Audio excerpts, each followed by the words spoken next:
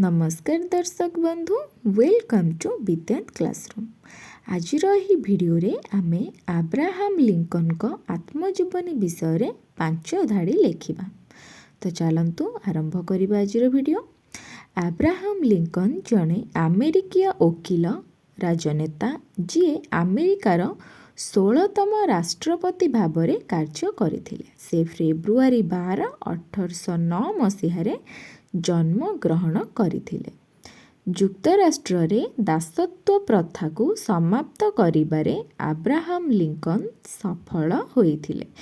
4 ଜଣ ପୂର୍ବତନ ରାଷ୍ଟ୍ରପତିଙ୍କ ମଧ୍ୟରୁ ଆବ୍ରାହମ ଲିଙ୍କନ ମାଉଣ୍ଟ ରଶମୋରରେ ଦେଖାଯାଆନ୍ତି। 15 ଏପ୍ରିଲ 1865 ମସିହାରେ ଆବ୍ରାହମ ଲିଙ୍କନଙ୍କ ହତ୍ୟା ହୋଇଥିଲା। ତାପରେ ସେ ଶେଷ ନିଶ୍ୱାସ ତ୍ୟାଗ କରିଥିଲେ। ଆଗକୁ ଏହିପରି ଭିଡ଼ିଓ ପାଇଁ ଆମ ଚ୍ୟାନେଲକୁ ସବସ୍କ୍ରାଇବ୍ କରିବାକୁ ଭୁଲିବେନି। ନମସ୍କାର।